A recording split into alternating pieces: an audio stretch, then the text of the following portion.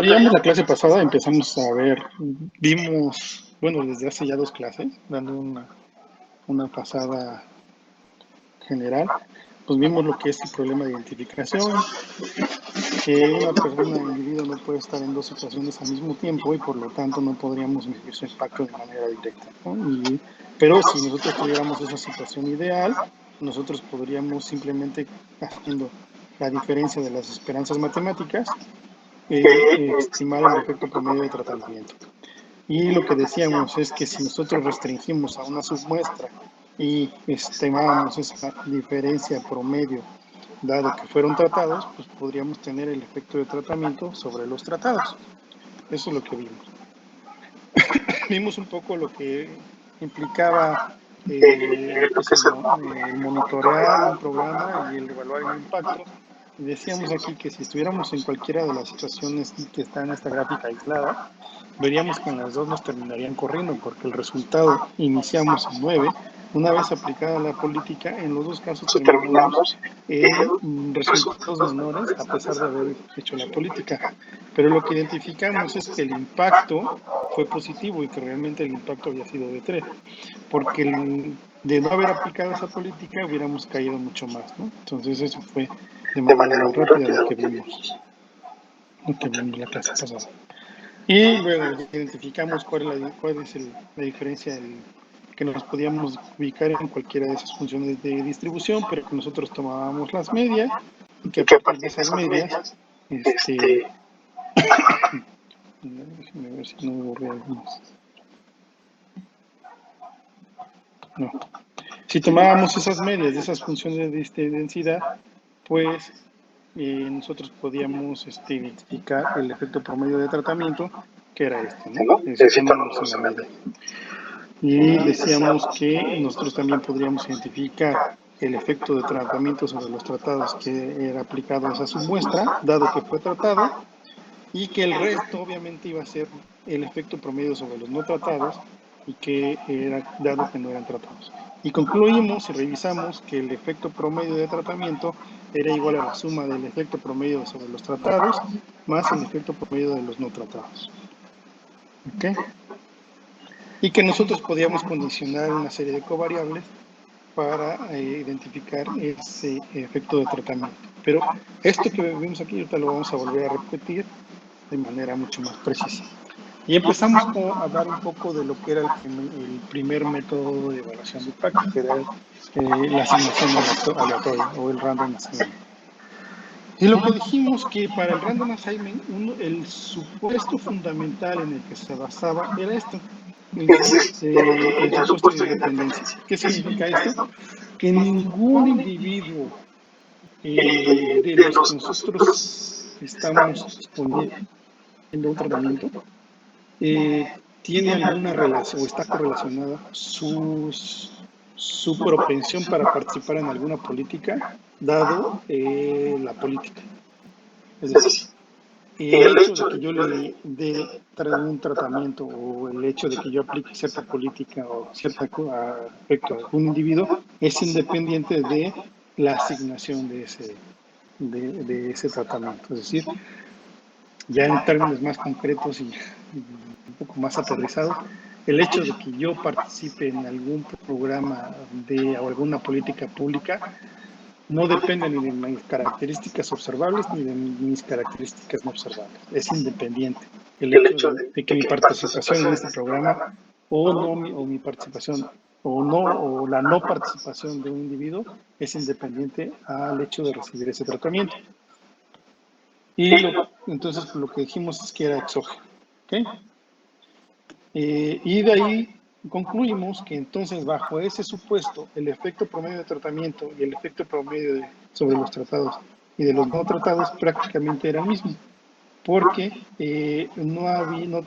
como no era condicionado y tenemos toda la misma probabilidad de ser o no tratados, pues al final esto se verá igual. Y vimos algunas características de cuáles son, o sea, que con esto no se cumple el supuesto de no autoselección, de que no son necesarias tener una serie de covariables para identificar a los individuos, y que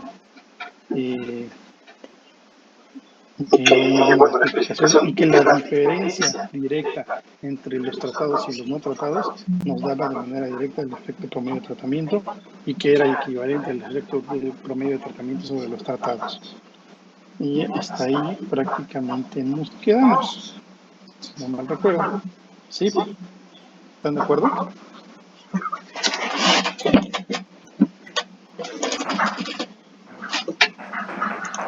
¿Todos de acuerdo?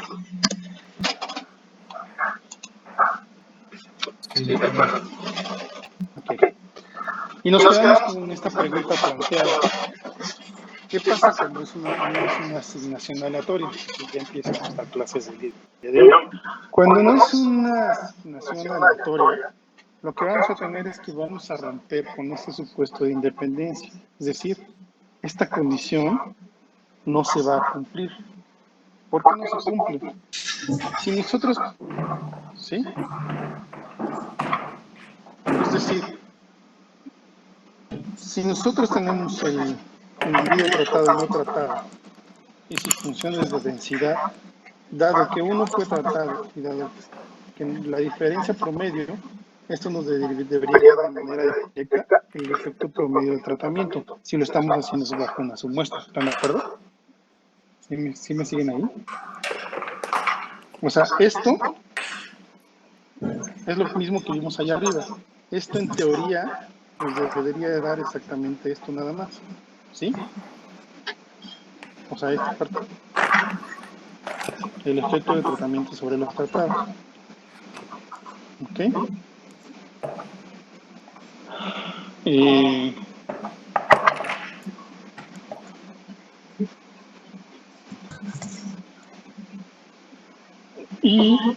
qué es lo que pasa? Perdón, silencié a algunos de ustedes porque estaban haciendo mucho ruido.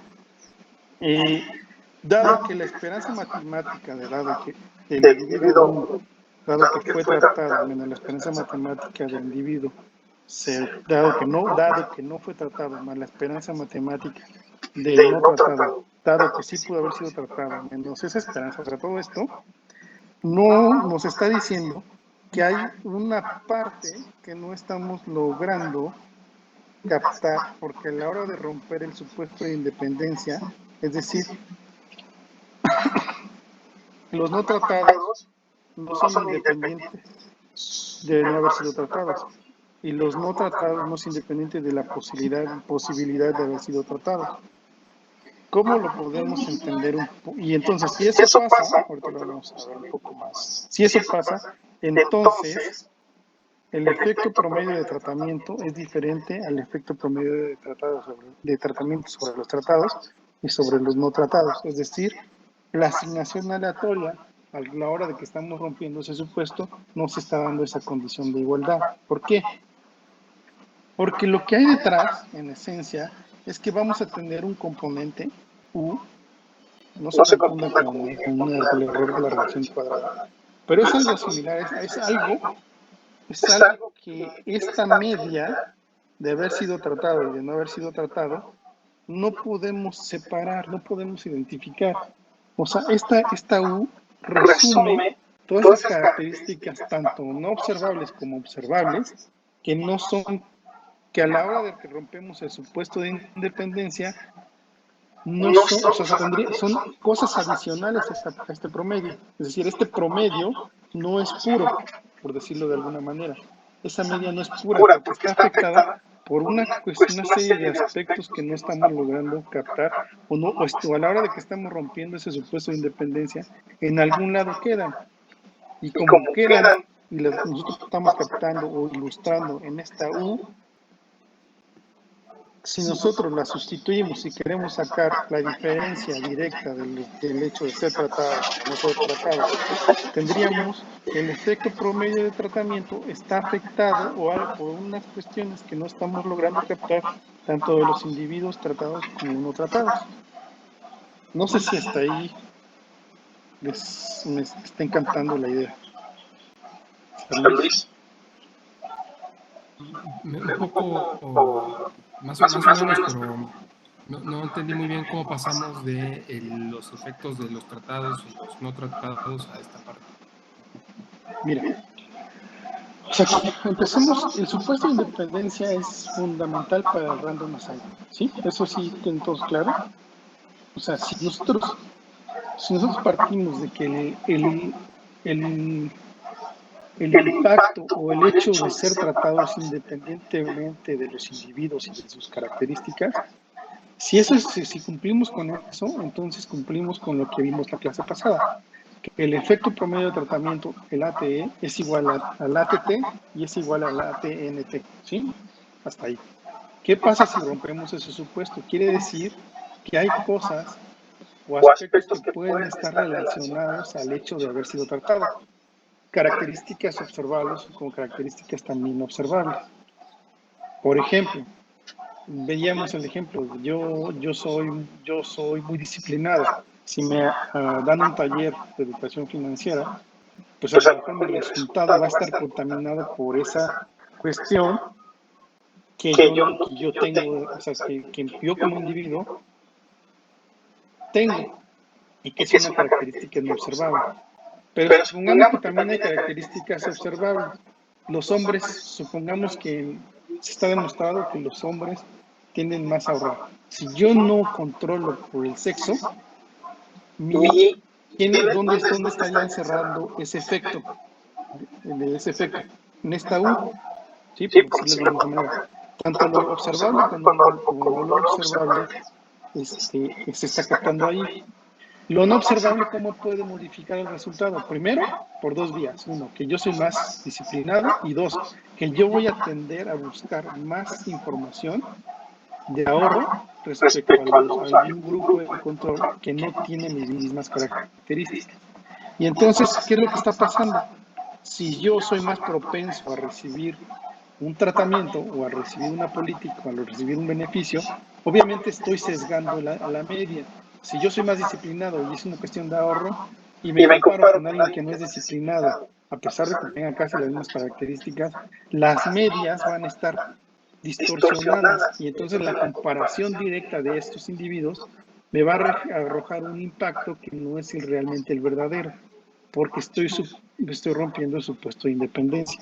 Y aquí lo estoy ejemplificando en esta U0 de haber sido tratado y en esta U0 del no tratado. En eso, esto me va a condicionar que a la hora de que yo quiera establecer la diferencia promedio de tratado entre no tratado, va a estar modificada por efectos de las características observables e inobservables. Por lo tanto, el efecto promedio de tratamiento calculado de manera directa no va a ser válido porque tengo un componente que, que no lo estoy logrando o que tendría que adicionar por esas diferencias entre las características observables y inobservables que no estoy logrando captar al romper ese supuesto de independencia. No sé si ahora ya les quedó un poquito más claro. Laura. Sí, gracias. A ver, Laura, ¿tú lo entendiste? Sí, creo que sí. ¿Cómo que crees que sí? Bueno, sí, sí entendí. Ok, bueno. Dada esta situación, obviamente, cuando una persona es tratada, pues yo trato de estimar la esperanza matemática de un individuo que a la hora de que recibió o no recibió, la esperanza matemática de tratado sobre no tratado, dado que fue tratado, me daría el efecto promedio de tratamiento sobre los tratados, ¿sí? No el AT, aquí no está condicionado, perdón. Cuando yo condiciono, acuérdense, cuando condiciono una submuestra de que sea sobre los tratados, lo que estoy haciendo es que el ATT me va a ser el resultado del efecto promedio de tratamiento más la diferencia de lo que no estoy logrando captar, dado que recibieron tratamiento, ¿sí? Es un poco lo que vimos arriba, cómo se estima el efecto promedio de tratamiento, pero como vean aquí cómo también a pesar de que yo lo estoy aplicando sobre una submuestra, que es la lógica del estimar el efecto promedio de tratamiento, también se me está contaminando. Y entonces, a la hora que se está contaminando, el efecto promedio sobre los tratados también va a ser diferente y va a estar afectado por estas cosas por esto que no estoy logrando quitar. Por lo tanto, el ATT tampoco sería válido, ¿sí?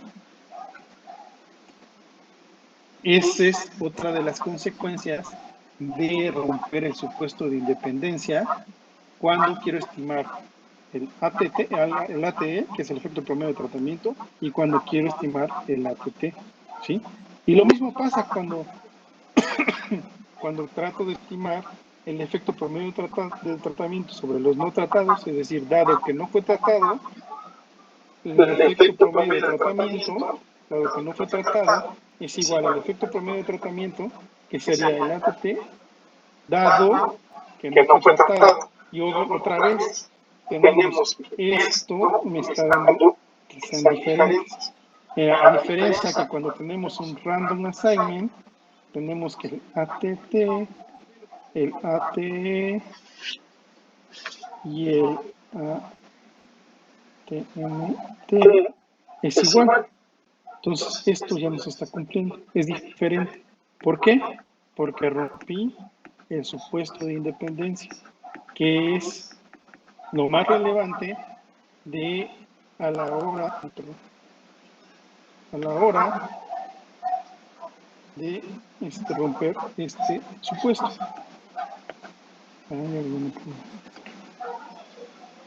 ¿Sí? ¿Dudas hasta aquí? ¿Dudas? ¿Todo está muy claro? ¿Todos lo entendieron?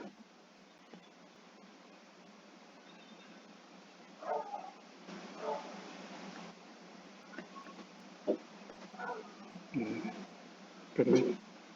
¿Qué? A la hora de que llegó el correo.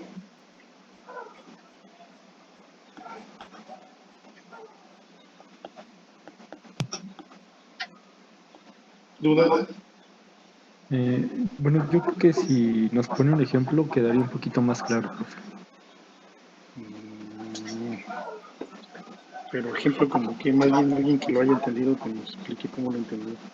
O nadie entendió.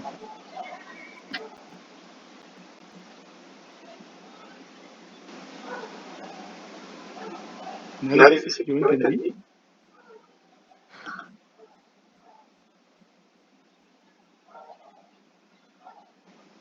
¿Ni un valiente? Yo sí entendí. A ver. ¿Quién ¿Quién quiere contestar? Sí.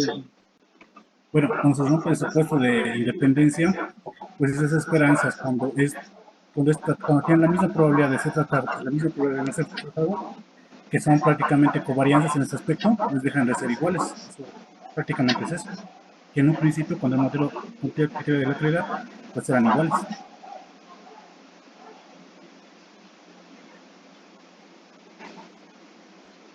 ¿Y más?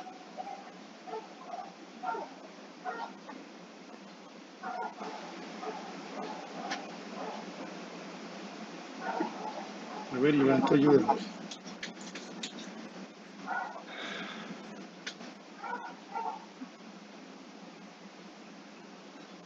No sé si está ahí. Aquí ando, perdón. Sí, o sea, toda esta formalización como matemática que David ha estado abordando es básicamente pues como la explicación formal del tema de independencia que veíamos la clase pasada, ¿no? Que es uno de los grandes supuestos que nosotros tenemos que defender a la hora de hacer un experimento cuasi aleatorio en el que nos buscamos aproximar a un efecto promedio del tratamiento. Cuando la participación en el programa está influida por factores que nosotros no podemos controlar dentro de un modelo, y que es justo lo que decía David, o sea, que el hecho de que dos personas estén expuestas a la misma intervención, en el ejemplo que él daba, a una intervención consistente en un taller de educación financiera, pues no necesariamente el hecho de que esas dos personas estén expuestas a ese tratamiento va a implicar que las dos personas van a reaccionar de la misma manera a la intervención. ¿Por qué? Porque puede haber factores no observables que van a repercutir en que a lo mejor David, que tiene una mayor disposición al ahorro, o culturalmente viene con una predisposición también a tener un mejor cuidado de sus finanzas, pues va a reaccionar de manera diferente a una persona que no lo tenga, ¿no? Y si nosotros, y si no logramos nosotros controlar o suponer que esas diferencias no existen, pues nos vamos ahí a topar con un tema a la hora de interpretar el efecto del tratamiento que obtenemos. No sé si por ahí va un poquito La duda. la confusión. Cuando tenemos una resignación aleatoria, que es el Golden Standard de evaluación de impacto, nosotros vemos que cuando partimos de un ejercicio totalmente aleatorizado, con muestras estadísticas, con cierta potencia estadística, y de uno de los supuestos de los que parte el Golden Standard es que la asignación de la intervención es independientemente del individuo, es decir, cualquier individuo, independientemente de sus características, tiene la misma probabilidad de ser tratado. Cuando eso pasa, entonces no depende de los individuos recibir el tratamiento. Es decir, supongamos, ejemplo, programa de becas. Yo veo una comunidad pobre en cualquier estado o municipio de la República, y yo, de manera aleatoria, yo ni siquiera les avisé, yo de manera aleatoria agarro y le doy beca de manera aleatoria, una selección de muestras que yo hice de hogares, y le doy beca a 100 hogares de manera aleatoria. Se dan cuenta que yo asigné la beca independientemente de su edad, de su sexo, de si es muy estudioso, de si no es estudioso, independiente, o sea, no hay ningún factor que esté haciendo que alguno de ellos tenga mayor probabilidad de haber recibido esa beca, ¿sí? O sea, yo le estoy poniendo un caso extremo.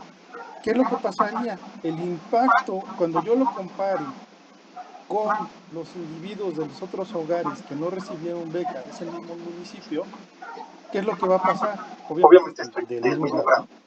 ¿Qué es lo que va a pasar? Son comparables porque tanto el grupo de tratamiento como el grupo de control, ninguno tuvo ninguna característica, tanto observable como no observable, hizo que recibieran la beca. ¿Hasta ahí me entienden? ¿Quién me dijo que pusiera un ejemplo? Sí, hasta ahí voy bien. Ok, bueno. ¿Qué es lo que pasa cuando no se cumple ese supuesto? Yo lo rompo, ¿ok? Y yo voy y digo, voy a esa misma comunidad, voy a asignar a las becas, pero les digo, oigan, a los primeros 20 les voy a dar una beca para que estudien el siguiente año. ¿Quiénes van a ir? Pues mira, unos van a llegar porque son muy estudiosos. Entonces, ellos al ser estudiosos se autoseleccionan para ir por esa beca.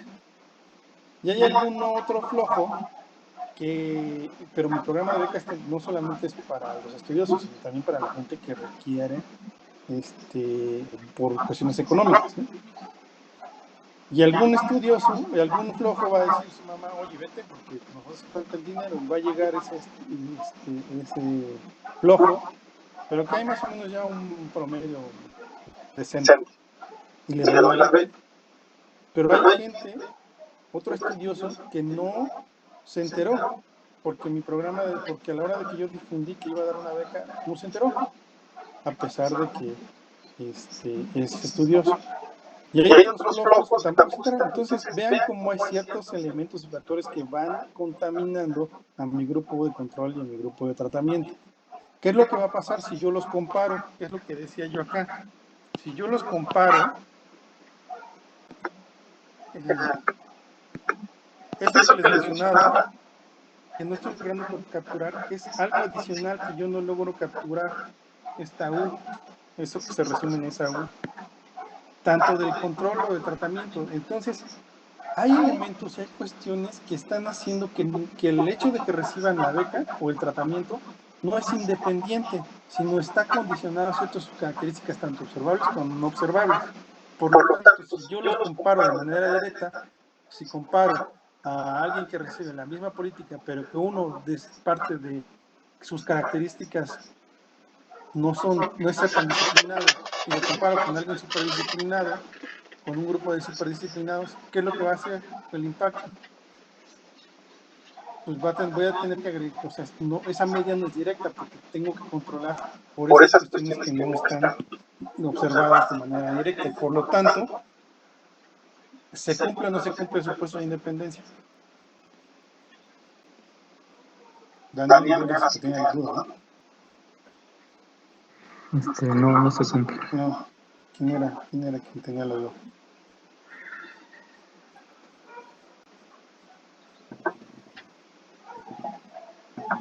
¿Ya no existe el que tenía la duda? Pues era yo, ¿no? ¿Quién era? ¿Te lo sí les queda claro? Sí. ¿Ya entendieron? Sí. Sí, ya que... Bueno, ¿qué es lo que les decía? ¿Por qué se rompe este supuesto de independencia? Pues ya lo vimos, la autoselección, y también hay otro elemento, mi mecanismo, que también se los acabo de ejemplificar, mi mecanismo de selección. Si yo llego y pongo criterios de que tienen que ser güeros, que tienen que ser altos, que tienen que ser pobres, que tienen que ser gorditos o lo que sea, ¿estoy o no estoy sesgando yo automáticamente a partir de mi programa mi política? E incluso con esto estoy rompiendo el supuesto de independencia. ¿Sí lo ven? O sea, el diseño de la política incluso puede hacer que se rompa el supuesto de independencia condicional. Perdón, supuesto de independencia. O sea, a la hora que yo diseño y lo focalizo mucho, puedo estar ya autosesgando mi programa, y obviamente si es un programa de becas, ¿cuál es una de las grandes dificultades de evaluar un programa del impacto de un programa de becas? Que por definición va a haber autoselección, y por definición mi mecanismo de selección está muy, muy focalizado. ¿A quiénes generalmente son dirigidos los programas de becas? Alumnos de excelencia, ¿no? Sí, muy estudiosos, en fin. Entonces, eso ya, ¿quiénes son los alumnos de excelencia? María Luisa, ¿tú cómo definirías a un alumno de excelencia? Pues dependiendo del promedio que tenga. El promedio es un indicador, y el indicador y el promedio, ¿qué te indica? No sabemos inteligencia, pero ¿qué otras cosas te puede indicar? Pues tal vez responsabilidad, Exacto. compromiso. Entonces, ¿es independientemente el tratamiento a sus características observables y no observables? Pues sí, porque es una característica, bueno, sí, hasta cierto punto observable, ¿no? No, a ver, otra vez, escucha mi pregunta. ¿El hecho de que reciba la beca es independiente a sus características observables y no observables? No, No, exacto. ¿Por qué? Y entonces estaríamos rompiendo el supuesto de independencia. ¿Por qué no es independiente? Porque el hecho de que sea buen estudiante hace más propenso que reciba la beca. El hecho de que sea más disciplinado hace que sea más propenso a que sea seleccionado por mi programa. ¿Sí? ¿Ya les quedó claro? Sí, ya quedó claro. Gracias. Sí, era Daniel, ¿verdad? O era Javier. No me sé. Sí, yo, Daniel. ¿Cómo solucionamos ese problema? Supongamos que no podemos partir del Golden Standard y que el Golden Standard es el que les decía yo, que llego a una comunidad y yo elijo aleatoriamente a quién le doy beca y a quién no le doy beca, ¿sí? O a quién le doy un taller y a quién no le doy un taller. Entonces, ¿cómo resolvemos este problema? Y ahí pasamos, o sea, el Random Assignment es el Golden Standard, ¿por qué? Porque es la comparación más pura a la hora de que alguien recibe un tratamiento por una política privada, pública, lo que quiera, por alguna intervención. Cuando no logramos hacer eso, cuando no tenemos esas características, pues entramos al terreno de los métodos de evaluación no aleatorizados o cuasi experimentales, ¿sí? Dentro de los cuasi experimentales, Iván ya les dio cuáles son alguna variedad. Vamos a empezar con uno que es el Propensity Score Matching. Antes de entrar al Propensity Score Matching, hay que partir de cómo solucionamos este problema de que se rompe la independencia. ¿Sí? Por supuesto, independencia se rompe. Entonces, Rosenbaum y Rubin, en 1983, en un paper y en algunos trabajos, explican cómo poder restaurar de alguna manera el supuesto de independencia, y ellos les llaman el supuesto de independencia incondicional. Ellos dicen que si nosotros conocemos una serie de covariables,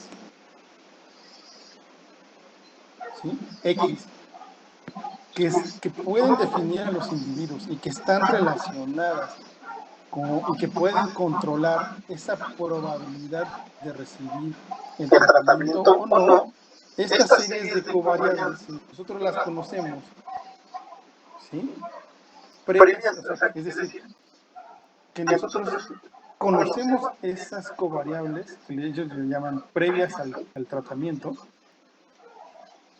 nos podemos restaurar el supuesto de independencia condicional, es decir, a la hora de que yo tengo al individuo y yo rompo con el supuesto de independencia, yo lo puedo restaurar si yo previamente sé las características y puedo controlar la mayor parte de las características de estos individuos.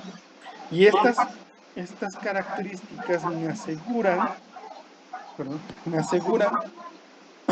que el hecho de que reciba tratamiento es independiente a los individuos. O sea, estas características, si yo las defino bien y si yo las encuentro bien, van a permitirme controlar para que los individuos, tan que elija yo, tengan la misma probabilidad o la misma no probabilidad de haber recibido ese tratamiento. Es decir, que los ponga como en igualdad de circunstancias. Si yo pongo a los individuos en igualdad de circunstancias, voy a restaurar el supuesto de independencia. Y ellos dicen que estas covariables nos van a ayudar a hacer eso.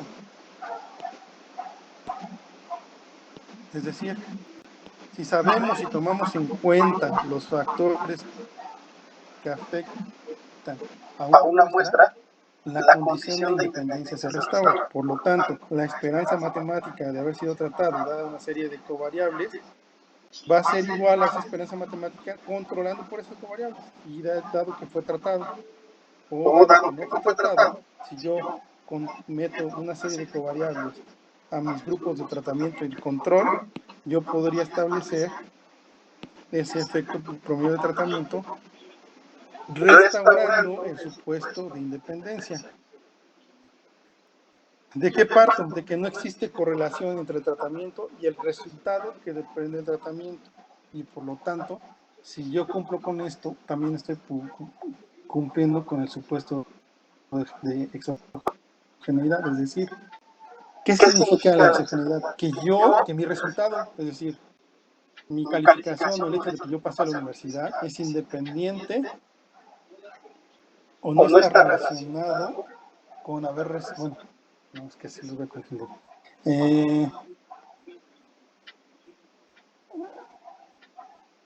o sea, el hecho, o sea, la probabilidad de que yo reciba tratamiento no está relacionado a mi resultado. Es decir, que a la hora de que yo controlo con ciertas características entre tratados y no tratados, voy a eliminar esa posible contaminación que podían hacer tanto las características observables como no observables a la hora de medir el impacto.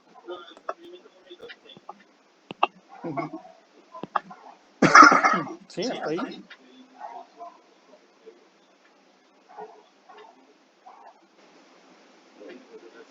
¿Qué KAPR? ¿Quién es KAPR?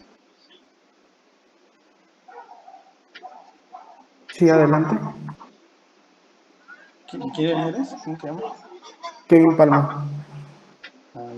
Bueno, sí, no, sin duda. Bueno, entonces derivado del anterior tendría yo que la esperanza matemática de recibir tratamiento, dado que fui tratado, menos la esperanza matemática de dado que no recibí tratamiento, esa diferencia a la hora de que yo estoy controlando por una serie de covariables me va a dar una igualdad en la cual a la hora, ¿quién estaría absorbiendo eso que no puedo controlar en otros métodos? Pues estas covariables. Estas covariables me están eliminando el ruido que me generaban esas condiciones, esas características no observables anteriormente. Y si yo controlo bajo estas X, obviamente entonces el resultado del efecto promedio de tratamiento pues ya va a ser mucho más preciso. O sea, ese ya no va a estar sesgado o influido por haber roto el supuesto de condicionalidad.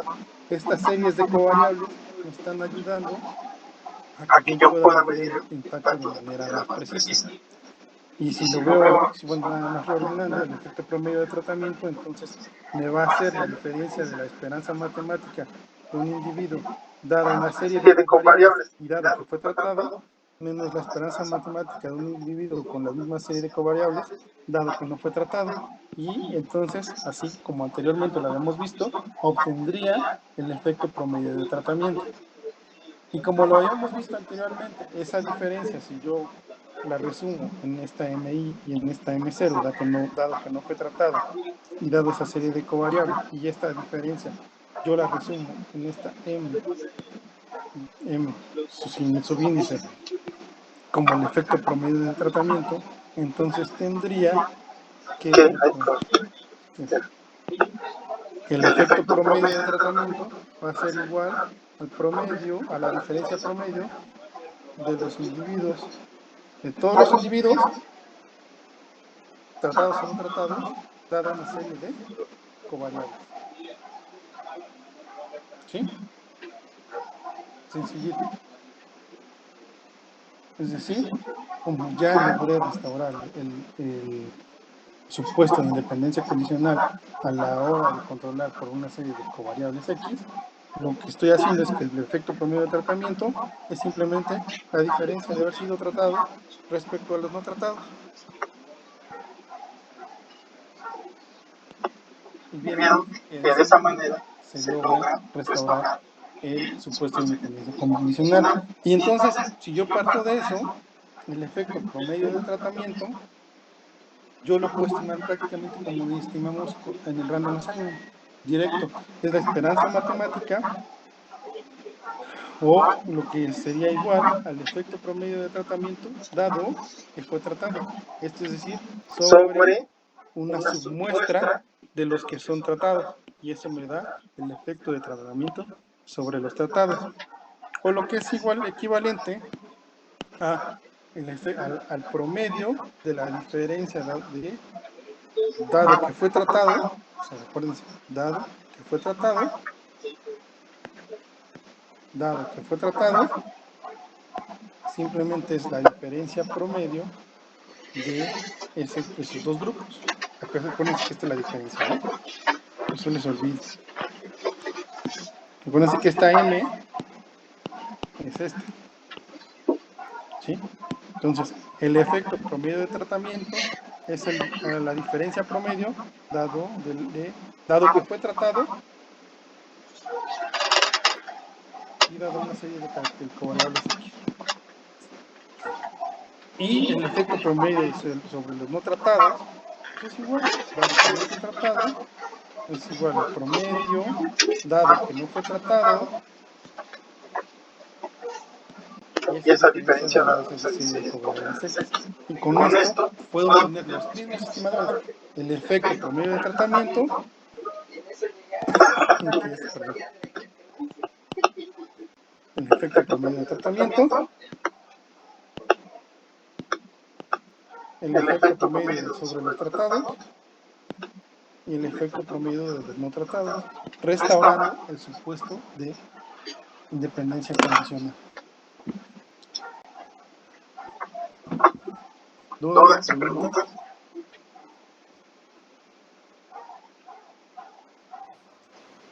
No, ninguno.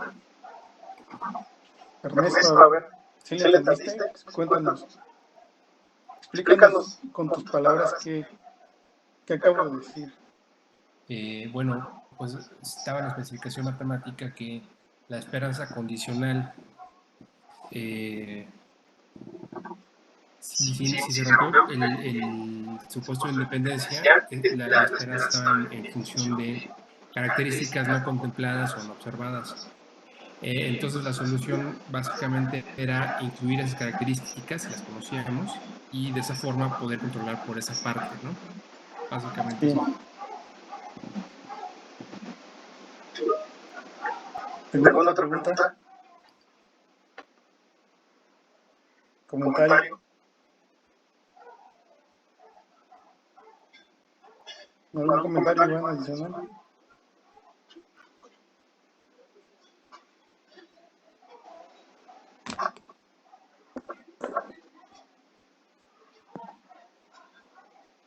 Pues creo que no, David. Bueno.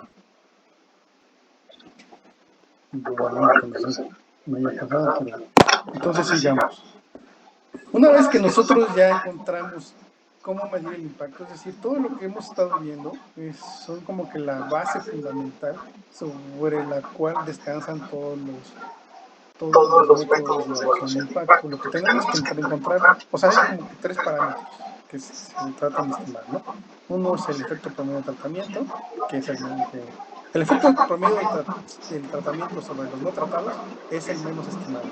Después de ahí sigue el efecto promedio de tratamiento, pero ahí vemos que puede ser un poco más sesgado el efecto promedio de tratamiento. Entonces, ¿qué es lo que hacemos? Estimamos el efecto promedio de tratamiento sobre los tratados. Entonces, pero esos son los tres parámetros que nosotros generalmente estimamos, tanto en un random assignment como en cualquier otro método de impacto.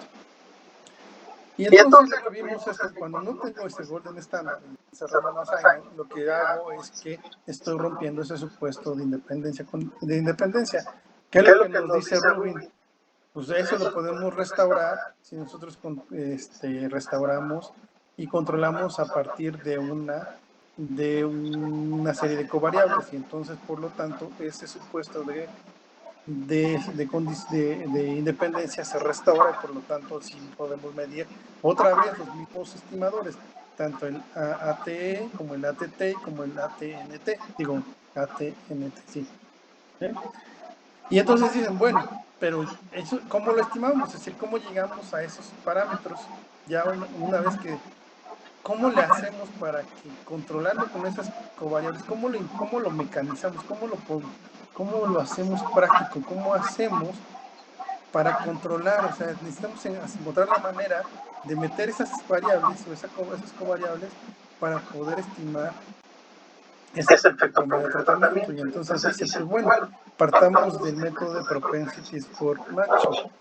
Y el método de propensity score matching, partiendo de todo lo anterior que ya dijimos, parte de 4 puntos fundamentales. Uno, parte de decir que el sesgo de selección o de autoselección, o lo que ustedes quieran ver, a la hora de que yo meto una serie de covariables X, logro controlar ese sesgo de autoselección y se elimina, ¿no? Entonces, el método de propensity score matching parte de eso, que a la hora de que yo meto una serie de variables, estoy cumpliendo con el supuesto de independencia, o estoy a través de mis variables X restaurando la independencia y en este caso es condicional porque está condicionado a una serie de covariables.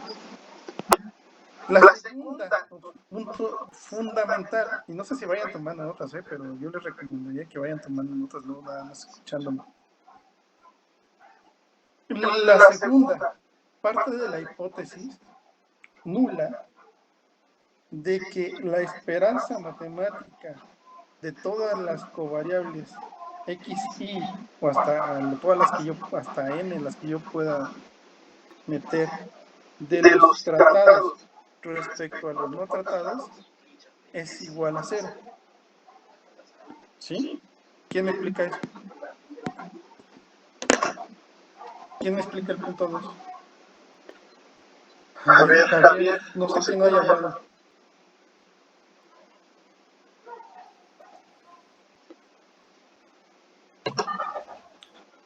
Bueno, el punto 2, si entiendo correctamente, significaría que no hay efecto del tratamiento, ¿no? No, no se confundan.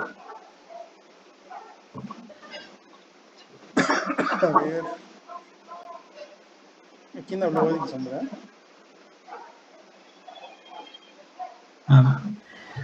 Pues si hubiera efecto, tendríamos que rechazar la hipótesis nula, ¿no? No, a ver, voy a regresar un rato.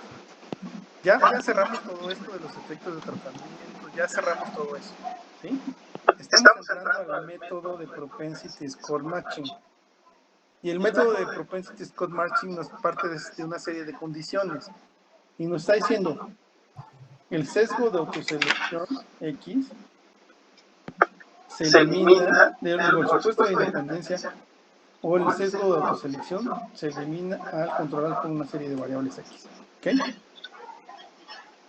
Ahora, yo lo que les estoy diciendo, hipótesis nula, la esperanza matemática de la covariable X, y no estoy diciendo del Y y del Y0, no estoy diciendo no estoy hablando de la diferencia promedio de los impactos, estoy hablando la esperanza matemática de la variable y, donde si quieren ponemos de y, es igual es de y hasta n, es decir, donde las x es igual a x1, x2 hasta xn, ¿sí?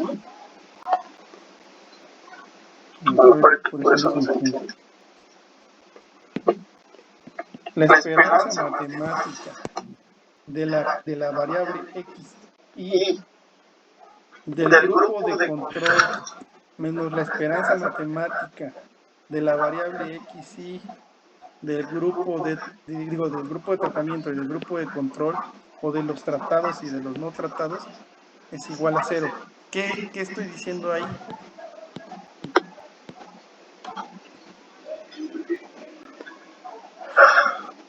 Laura.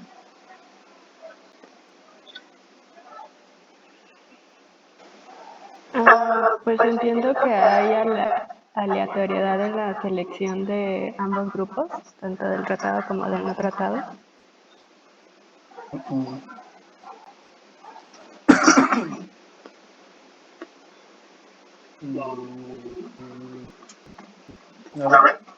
A lo mejor la notación los está confundiendo, pero olvídense de lo que vimos arriba.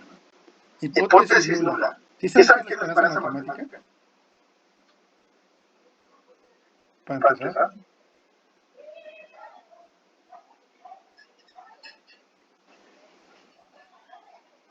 ¿La media de una variable? La media de una variable. El promedio de la variable que aquí, ¿el promedio de quién estoy sacando aquí? ¿De los sujetos que sí fueron tratados? Sí, pero ¿de qué? ¿De las covariables? De las covariables, de la covariable x y hasta la xn. Dime un ejemplo de una covariable.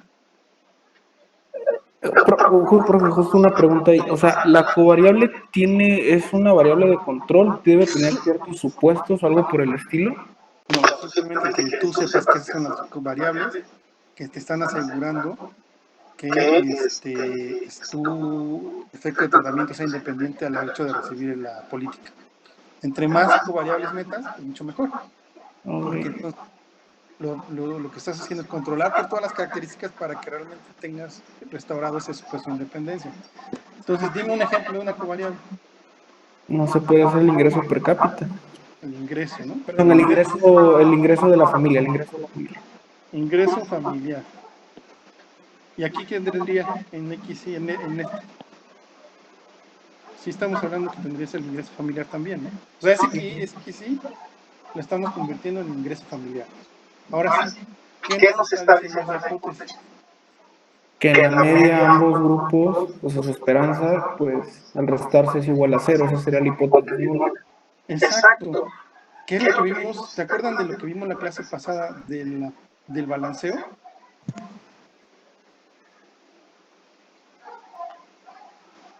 ¿Se acuerdan un poco de lo que estuvimos hablando tanto Víctor como yo? De que de los grupos deben de estar balanceados. Es esto. Que no debe haber diferencias en este grupo. ¿Qué me está diciendo? ¿Qué es lo que me está diciendo al final de cuentas? ¿Se acuerdan de todas las clases que vieron con Iván de hipótesis, de prueba de hipótesis, en donde probaban igualdades de medias? ¿Sí se acuerdan? ¿Qué es lo que están probando aquí?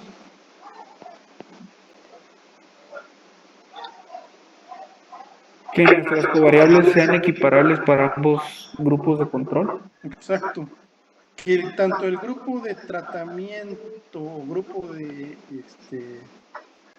tratamiento o grupo de control o tratados y no tratados en esta covariable son iguales, por lo tanto son comparables.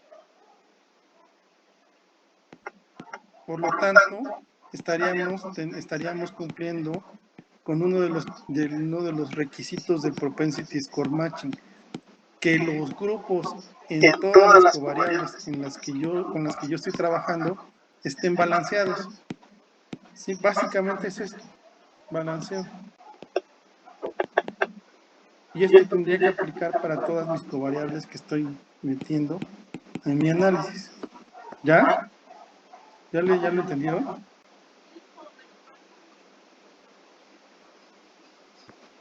¿Sí? Alguien había levantado la mano.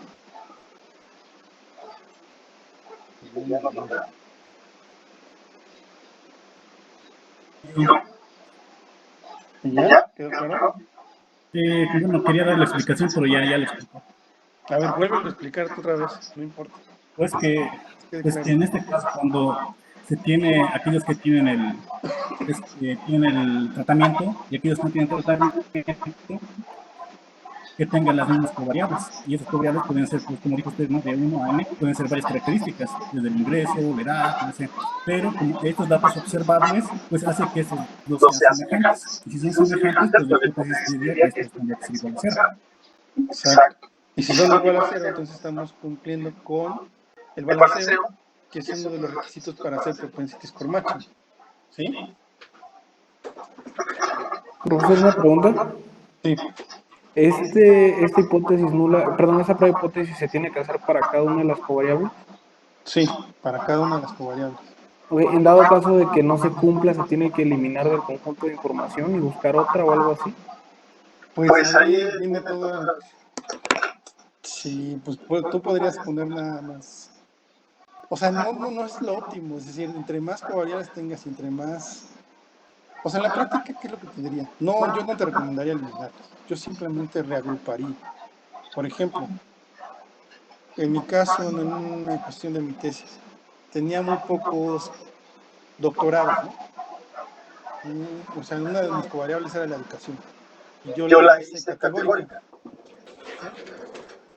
Entonces, obviamente, las categorías de educación, pues va sin escolaridad, primaria, secundaria.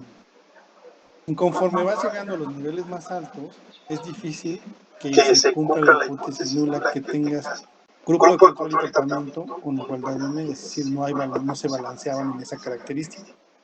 ¿Qué es lo que yo te recomendaría? Reagrupar. Porque, por ejemplo, si estás hablando de participación en el mercado de trabajo, o estás hablando de ingresos en el mercado de trabajo, o si lo que quieras, hay varias que son fundamentales, ¿no? Para explicarlo, y la educación es una. Entonces yo lo que hice fue reagrupar. A la hora de que, por ejemplo, en lugar de poner doctorado, puse educación superior o posgrado, también puedes poner. Y eso esa reagrupación te hace que te permita tener un balanceo mucho más, o sea, un balance, más bien te permite asegurar un balanceo entre cada subgrupo. No sé si me explico. Eso sería lo más recomendable.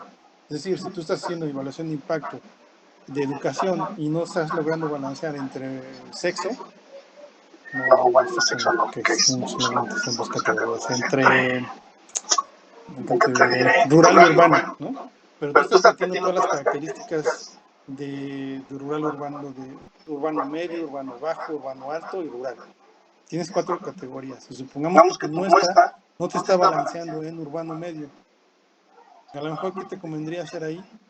Pues juntar 2 clasificaciones de urbano o todo urbano, y entonces ya nada más tener 2 categorías, rural y urbano. No sé si me expliqué. Sí, gracias, sí. ¿Sí?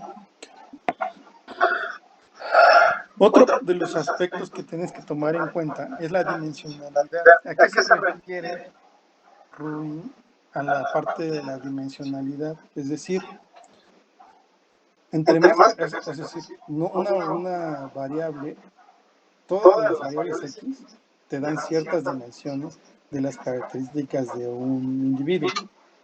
Y entre más covariables o más variables metas, pues más dimensiones te va a dar a la hora de, o sea, eso te va ampliando la dimensionalidad. Es decir, eso te va a generar un conflicto. ¿Cómo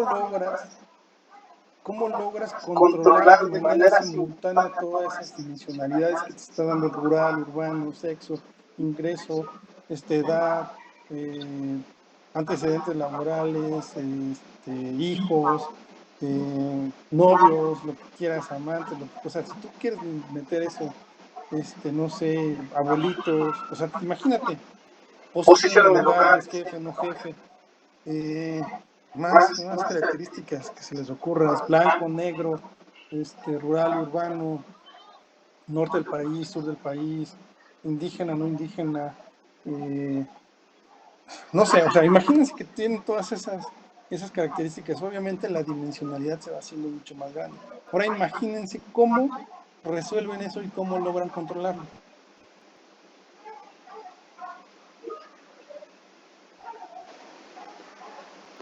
¿Cómo harían toda esa dimensionalidad?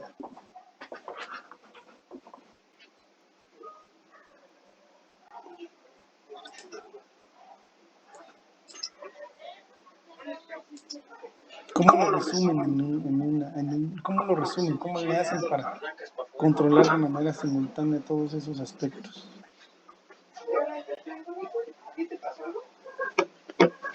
¿Nadie?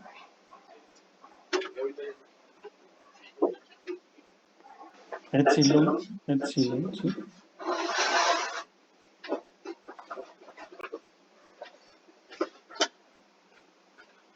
¿Nadie se les ocurre?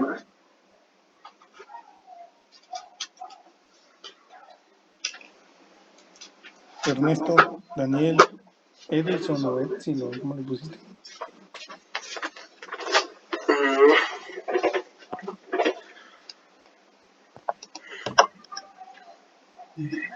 Asignándoles probabilidades. Por ahí va la respuesta. Es decir, lo que nosotros hacemos o lo que dice Rubin es que lo que tendríamos que tener es un score o una puntuación, o lo que nosotros le hemos llamado, o lo que más bien en el método se le llama un propensity score. Y ese propensity score nos va a permitir el emparejamiento de individuos tratados y no tratados, dadas esas características X. Y lo que nos está diciendo es que ese propensity score va a ser la probabilidad de haber sido tratado dado una serie de covariables X. Si nosotros lo llevamos a supuesto de independencia, ya no es como acá. Ya no es como acá. Lo teníamos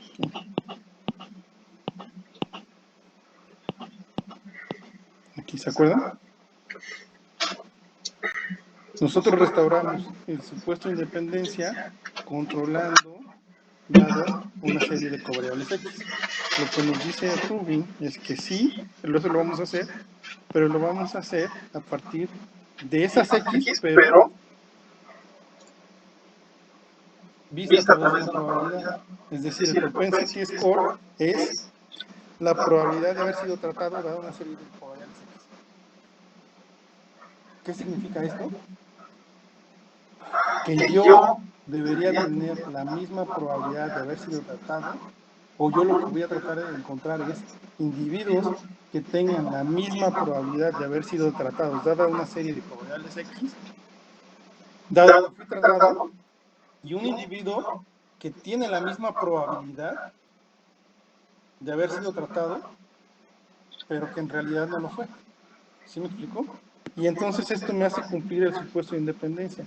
Porque si los dos, tanto el tratado como el no tratado, tienen la misma probabilidad, a la hora de que yo los compare, pues estoy asegurando el supuesto de independencia a través de restaurarlo por el supuesto de independencia condicional, y me estoy asegurando de que puedan ser individuos comparables.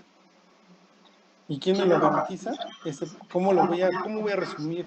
¿O cómo lo voy a garantizar? Resumiendo todas mis covariables X en una probabilidad que es ese score. ¿Sí?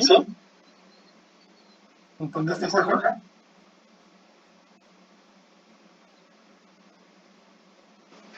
Claro. Ok. Y entonces, ¿qué es lo que pasa? Si yo ya resumo todas esas características en una sola variable, lo que estoy haciendo es comprimiendo toda la información de las covariables en un score, en una sola variable, en un solo vector. ¿Cuáles son las características cuando es un solo vector y aparte es una probabilidad? Esa probabilidad no va a ser menor a 0, pero tampoco va a ser mayor a 1. Y entonces, esa probabilidad de haber sido tratado, dado estas covariables X, va a estar en un rango de 0 y 1. ¿Se acuerdan? Me voy a adelantar un poquito. ¿Se acuerdan qué modelos nos garantizaban que mi variable dependiente estuviera en un intervalo de 0 y 1? Los Logitech Product, ¿no? Exacto. Ok. Y entonces, también tendría el grupo, o sea, así. Esto nada más es complementario, ¿no? Pero dado, tendría también un grupo de no tratados que tienen la misma probabilidad de haber sido tratados, dado esa, bueno, no es complementario, más bien es fundamental. Estoy hablando y estoy asegurando que tengo un grupo de tratamiento. Pero lo que yo tendría que identificar es este otro grupo.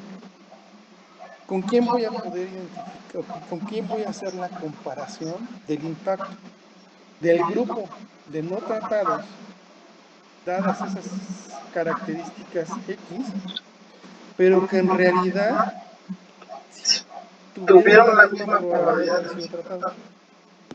Es decir, lo que les decía yo, voy a tener el grupo de los tratados, dado una serie de covariables X, que van a estar en un rango de 0 y 1, y mi grupo de control va a estar determinado por aquellos individuos que no recibieron tratamiento, pero que sí tenían la misma probabilidad de haber sido tratados.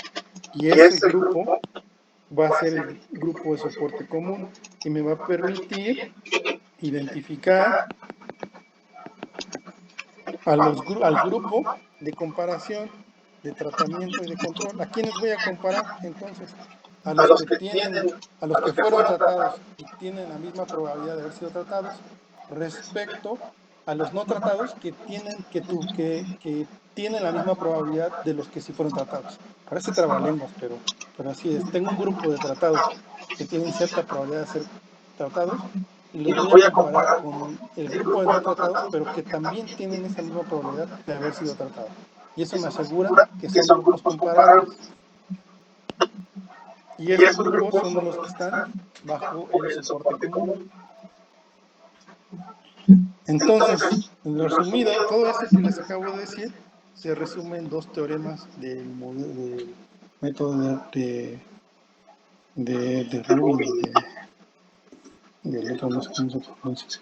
Propensity score es la probabilidad de pertenecer al grupo de tratamiento condicionada al vector X. Esto ya lo vimos. Este es el teorema.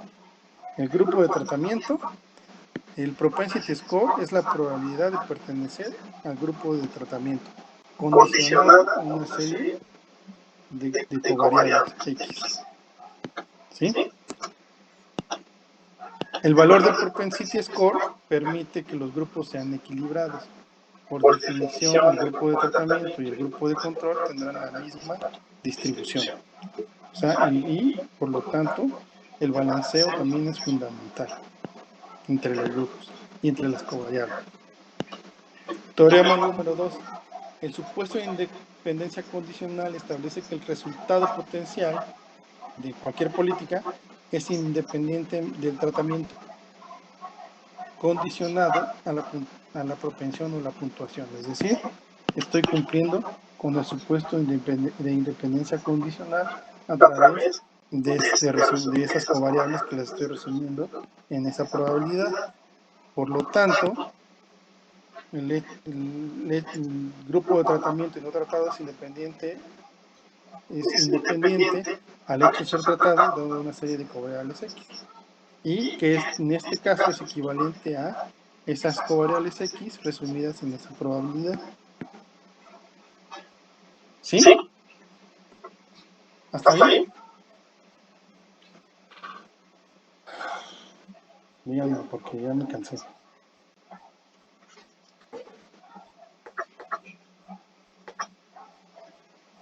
Laura. ¿Podría repetir el teorema 2, por favor? Sí. Básicamente, ya no vean el texto, es esto. Que se cumple el supuesto de independencia condicional. Es decir,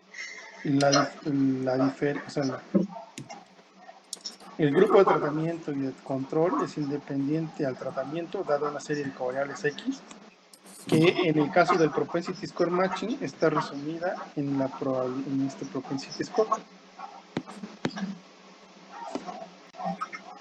¿Sí? María Luisa. Sí, profe, todo claro. Ok. ¿Ya, Laura?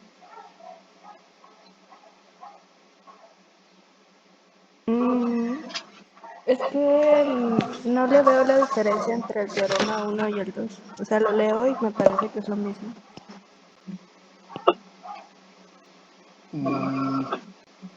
Teorema, a ver.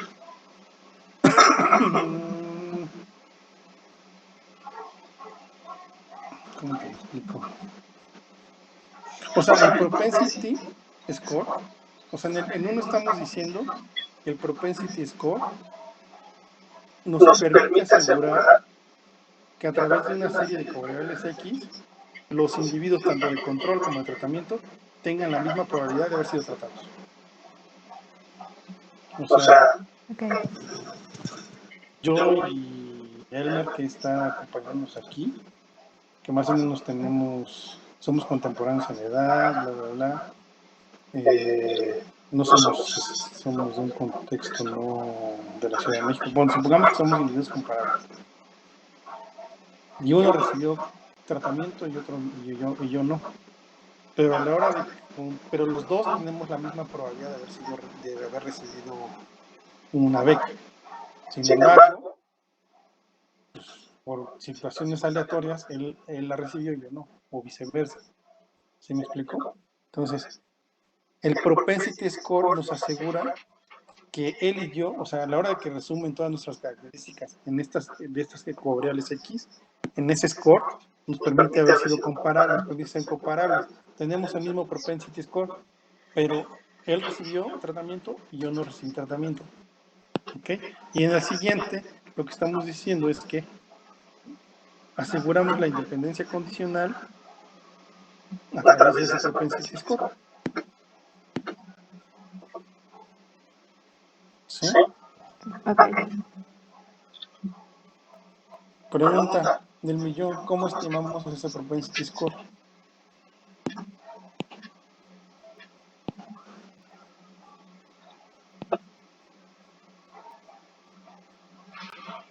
A ver, ¿quién me dice cómo lo estoy estimando aquí?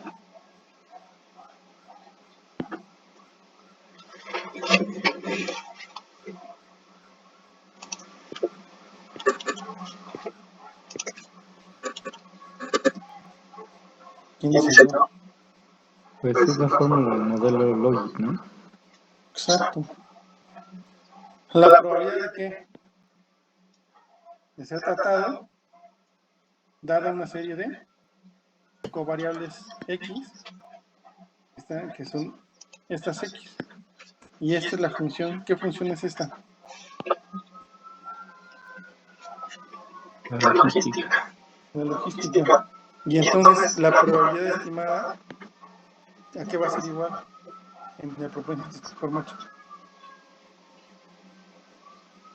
¿La qué, perdón? Esta, aquí es equivalente. Pues va a estar entre 0 y 1, ¿no? ¿Y eso qué es? ¿No es este? Sí. Es ese, ¿no? Es el propensity score que necesitamos para igualar y para comparar nuestros grupos de control y de tratamiento.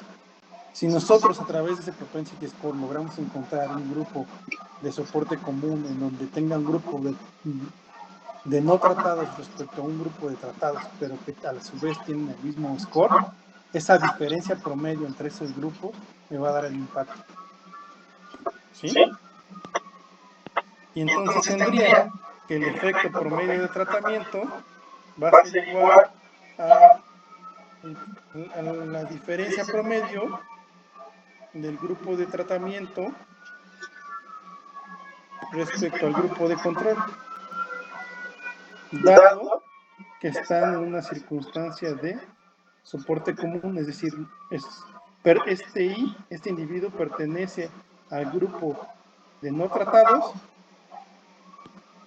pero bajo el mismo soporte común del grupo de los tratados. Entonces, los individuos que están en el mismo soporte común, dado que fue tratado, y respecto al grupo de no tratamiento, y que este grupo de no tratamiento se puede ponderar de acuerdo al método que yo elija, esa diferencia promedio me va a dar el impacto, el efecto promedio de tratamiento sobre los tratados. ¿Por qué sobre los tratados? Porque son del mismo grupo de soporte común. Es decir, a la hora de que yo los hago del soporte común, estoy implicando lo que yo decía, esa submuestra, y entonces por lo tanto tendría el efecto promedio de tratamiento sobre los tratados.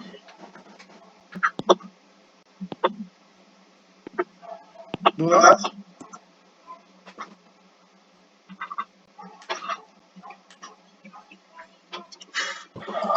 Yo tengo una. Dime. Entonces, de la regresión logística, vamos a tomar solamente los casos que acertó como positivos, ¿no? Y descartamos los falsos positivos. O sea, si lo ves en términos muy a pie, ¿quiénes serían, si tú ves un modelo Logic, quién conformaría tu grupo de tratamiento y tu grupo de control? Los dos estarían, porque luego tenemos que tener luego tendríamos que tener bien el análisis del pareo. Pero ¿dónde estaría ubicado? ¿De dónde sacarías a tu grupo de control y a tu grupo de tratamiento? ¿Cómo pues del intervalo 0,1? No, lo voy a poner en este sentido. ¿Se acuerdan que nosotros hacíamos una tablita, ¿no? Una tablita para identificar los falsos positivos y los falsos negativos, ¿no? Y teníamos, por ejemplo, no y sí. No, sí. Supongamos que este es el resultado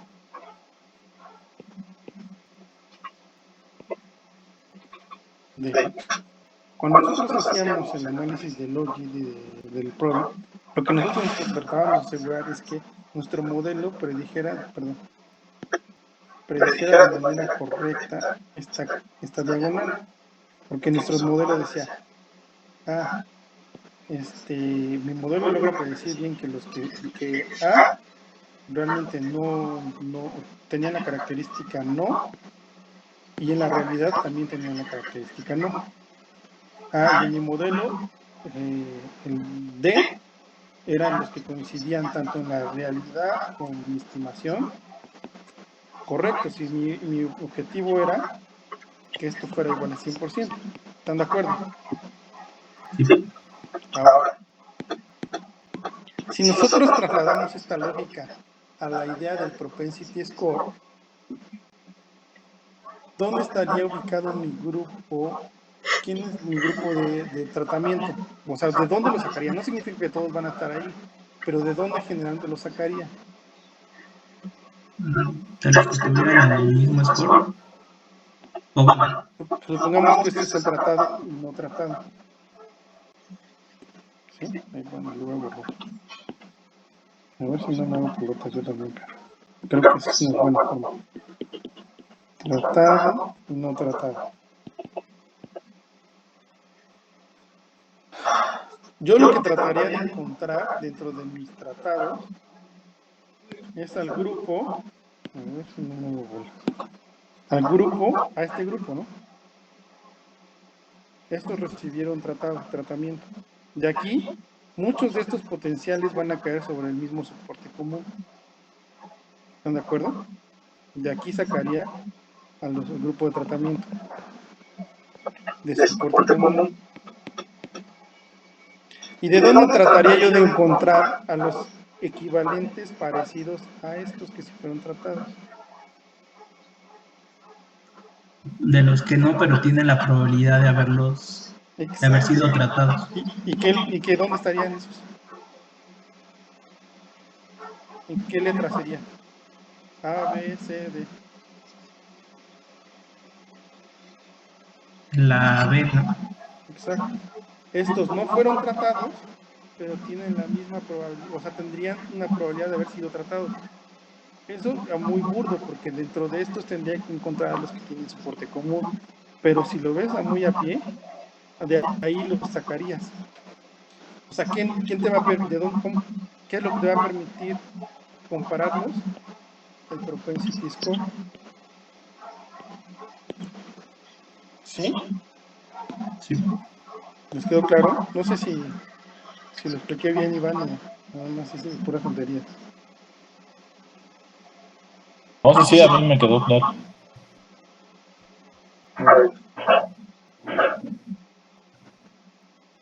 ¿Seguimos adelante entonces? Sí. Bueno.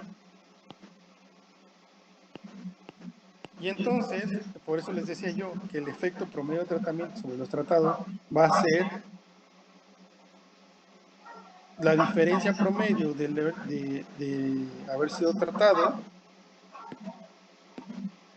dado que son parte del mismo grupo de soporte común, y el hecho de que el haber sido tratado y no haber sido tratado nos los va a dar el propensity score.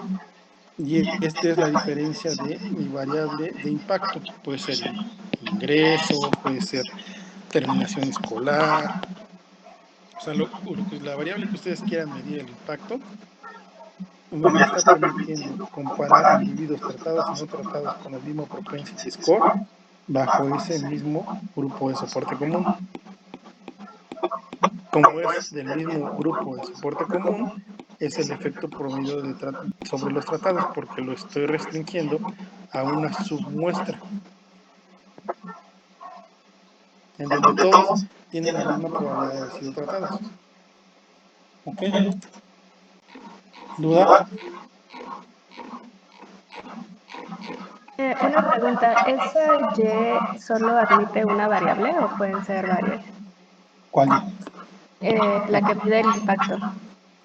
Eso es un individuo tratado y no tratado. Sí, pero sí, solamente lo mides sobre una variable.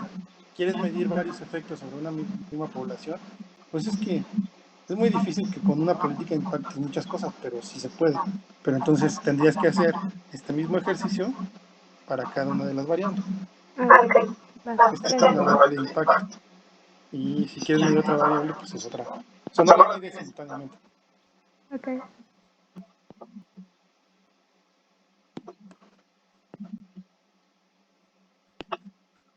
Ahora, entramos a lo que ya por último, ya decimos que uno de los objetivos es que a través de ese propensity score yo logro comparar mis individuos y una vez que están balanceados. Pero también tengo métodos para esos pareos. El primer método es el método de vecino más cercano, o nearest neighborhood. ¿Qué es el nearest neighborhood? Es simplemente una forma de comparar a los individuos. ¿Qué es lo que dice? O sea, la idea básica es que este es un propensity score, ¿sí? Del tratado. Y este es el propensity score de los no tratados, ¿ok? Y lo que me está diciendo que lo que está buscando es el nearest neighborhood, es que va a encontrar o sea, va a tratar de encontrar la mínima diferencia entre el propensity del tratado y no tratado, o sea, en donde sea la mínima, dado que todos pertenecen al grupo de comparación o de soporte común, ¿sí? Y va a encontrar al vecino más cercano. ¿Cuántos vecinos más cercanos? Eso usted los define. El nearest neighborhood puede ser de 1 a 1, que es comparación que busca el más cercano 1 a 1 al vecino, al individuo, solamente al individuo, al individuo que tenga el propensity score más pequeño. ¿Sí? La diferencia donde sea el más pequeño. Pero yo también puedo definir cuál número de nearest neighborhoods. Puedo decir, no, quiero que la comparación sea con 2 vecinos más cercanos. No, quiero que sea la comparación con 5 vecinos cercanos. O 10. ¿Okay? Entre más se alejen, pues obviamente va a ser más amplia la diferencia entre uno y otro. ¿Okay? El nearest neighborhood tiene una variante que es el caliper matching, ¿sí? Y entonces, básicamente parte de el caliper, o sea, nearest neighborhood con caliper, parte de la misma idea de arriba, o sea, la diferencia mínima entre un individuo tratado y no tratado, va partiendo que son del mismo grupo de soporte común, pero en donde ustedes van a definir las desviaciones estándar en función de un parámetro de desviaciones estándar, desviación estándar respecto al propensity score. Es decir, yo quiero que la comparación del nearest neighborhood la haga adicionando un componente de desviación estándar del propensity. O sea, 0.25 del propensity, 0.2, 0.1. Ustedes pueden, el estándar es 0.25, es decir, si ustedes son el nearest neighborhood, luego un nearest neighborhood con caliper, el óptimo o lo más utilizado es que lo hagan con una desviación estándar de 0.25 del propensity score. Entonces, ¿qué es lo que están haciendo? Ustedes están definiendo o sea, que va a comparar con tantos individuos en función de cuántos caigan dentro de un parámetro de desviación estándar. ¿Sí me expliqué?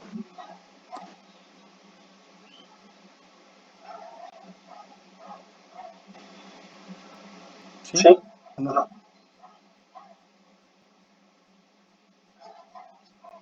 Luis.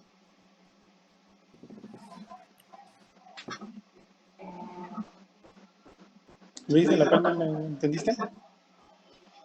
Ya estamos dormidos. Yo tengo una duda. Dime. Entonces, el Nearest Neighborhood en sí mismo tendría, bueno, generalmente se usa con Caliper o algún otro método, ¿no? Porque de otra forma, real más cercano, que esté muy lejos en términos reales, o no. Es que son complementarios.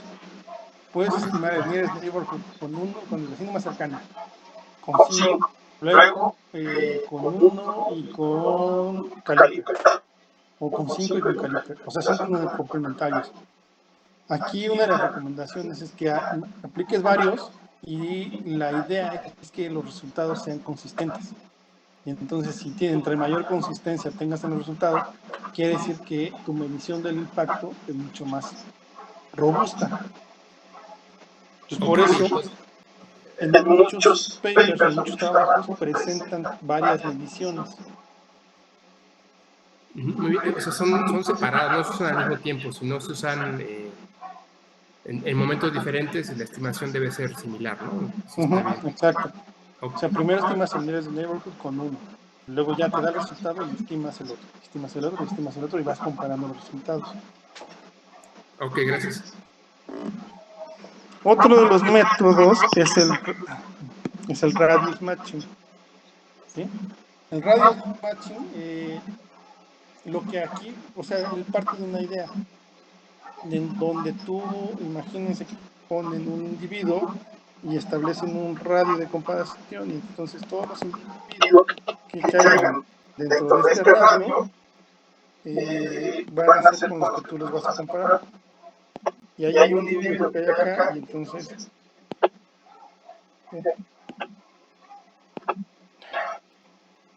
perdón. Entonces, hay otro individuo, y entonces estableces un radio y los comparas con estos. ¿Cómo defines ese radio? Igual, con Caliper. Entonces, tienes el método de radius matching, en donde tratas de minimizar la distancia, o sea, tú eliges la distancia mínima entre el grupo, entre el propensity score del tratado y del no tratado, pero dado ese radio de comparación, ¿sí? Ponderado por un cierto número de individuos. Igual lo estableces con ese parámetro de desviación estándar. Y por último, tendríamos el kernel matching. Bueno, hay otro de stratification, pero creo que ese es poco antes, ya no me acuerdo, pero hay otro, los más utilizados son estos. El kernel matching parte de la idea, si se dan cuenta, esto es prácticamente la fórmula del efecto promedio de tratamiento. ¿Qué es lo que hace en esta? Simplemente lo que está haciendo es que hace un empareja a través de una media ponderada de todas las observaciones del grupo de control. O sea, este es el grupo de control. O sea, hace una media ponderada de donde trata de hacer la distancia mínima de ese grupo de control, y esta media de este grupo que logró captar, esa media ponderada, esa media donde las diferencias son las mínimas, la compara con el individuo tratado. Entonces, lo que hace es que a partir de esa diferencia hace el emparejamiento, o sea, obtiene esa media de los no tratados ponderada y lo compara con los tratados. Y por lo tanto, ya hace a partir de eso la comparación. Aquí lo importante es definir el tamaño del intervalo. También hay que definir un parámetro para el kernel. Entonces, este tamaño del intervalo va a ser determinante para determinar cuántos individuos entran en la estimación de esa media ponderada con la que vas a comparar a tu grupo de tratamiento. ¿Sí? Y ya para terminar esta parte teórica, simplemente encontré unas ilustraciones bonitas en internet, en donde tienes tu grupo de control y de tratamiento. Si nosotros estuviéramos en el grupo de Nearest Neighborhood, lo que nosotros tratamos de identificar es comparar un individuo que tenga prácticamente el mismo propensity score, ¿bien? Y estoy encontrando al individuo comparable. O sea, no voy a comparar este individuo con este individuo, ¿no? Obviamente no tienen el mismo propensity score. Lo que estoy tratando de encontrar es individuos que se encuentren bajo el mismo zona de soporte común, pero que a su vez me minimicen la diferencia entre ellos. O sea, no voy pues, supongamos que estos están entre el soporte común. Pues no voy a comparar este individuo con este. Voy a tener que comparar estos individuos con los más parecidos, y este individuo con lo más parecido, y este con lo más parecido. Y eso es lo que tendría que hacer y lo que me va a permitir el propensity score.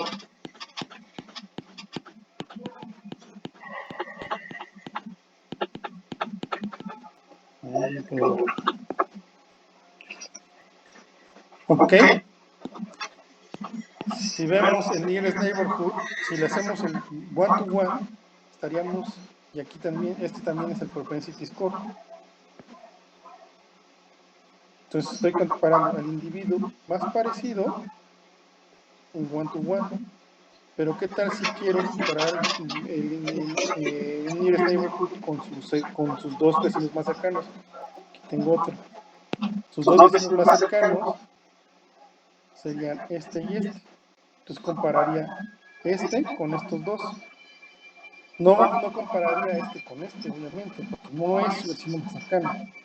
Los dos vecinos que me están asegurando la diferencia más o mínima es este y este. ¿Qué pasa si defino tres vecinos? Tomaría este, que son los que están generando la diferencia promedio más o mínima respecto a mi grupo de tratamiento.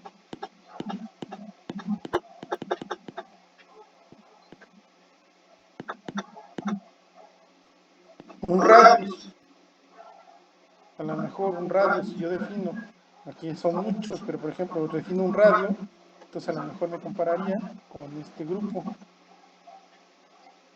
o este me compararía con este grupo, ¿sí? Entonces ahí depende el método de pareo, pero acuérdense, todos están basados en el propensity score. Yo no voy a comparar este individuo con este individuo, ni solamente que pusiera un radio de todo, ¿no? Pero pues eso no sería válido.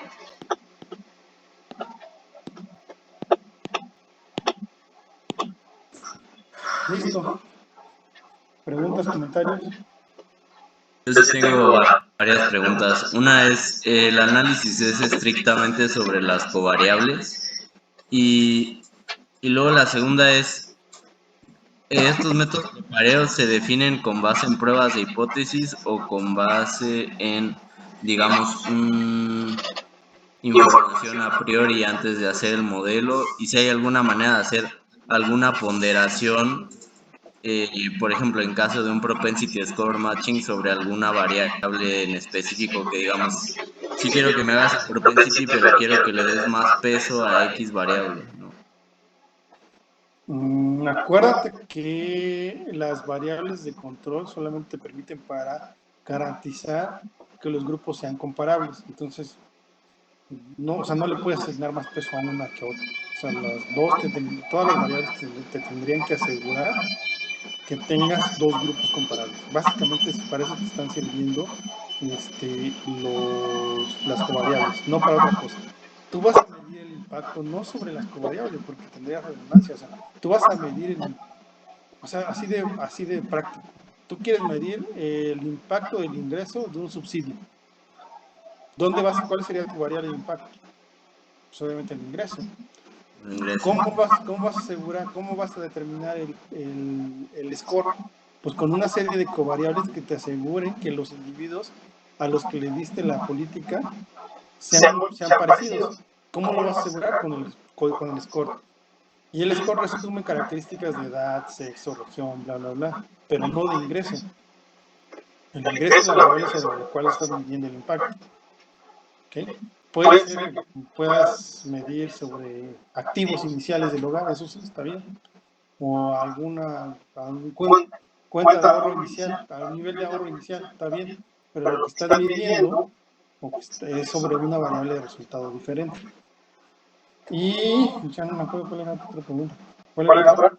O sea, la pregunta es, por ejemplo, en un caso de generar escenarios o de analizar escenarios, si se podría dar esa ponderación a un X variable, por ejemplo, que sea hombre o mujer o algo, digamos, para solamente analizar como ese escenario con un poco mayor de, digamos, darle un poco más de peso para poder, digamos, hacer ese análisis. Y la otra es si los criterios para utilizar X o Y métodos se basan solamente en pruebas de hipótesis o depende a priori de alguna justificación teórica o algún aborde.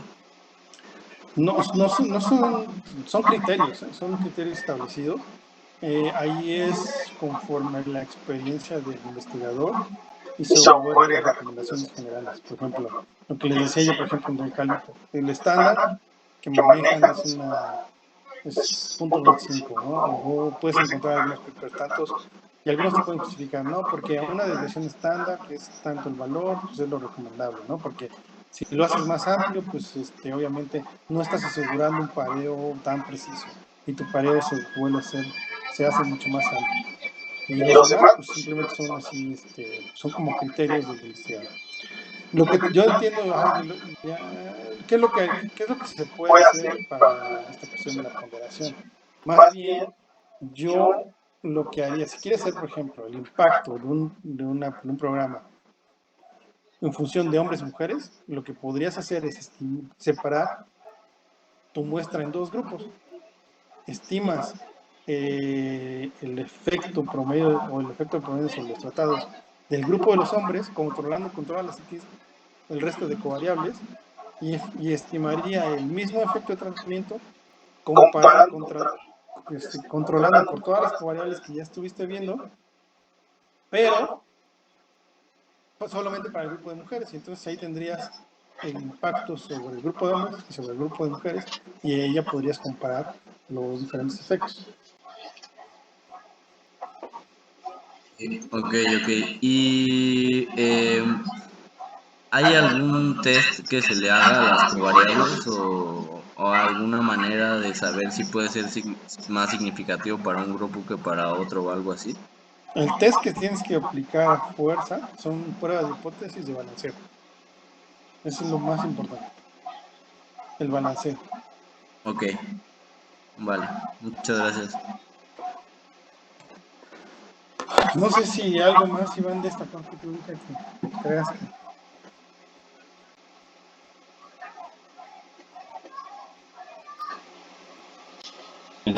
No, siento que ya cerrando con esta parte de las técnicas de matching, pues ya se ve como claro todo el proceso que debe seguirse para aplicar esta metodología. Va. Ujú. ¿Les parece que damos unos 10, 15 minutos de descanso para que empiece Iván? Ya me llevé casi toda la clase, Iván. No, lo vemos rápido el ejercicio. Pero a lo mejor empiezan y si no, lo terminamos en la próxima clase. Ujú. Entonces, si quieren, nos vemos aquí 8...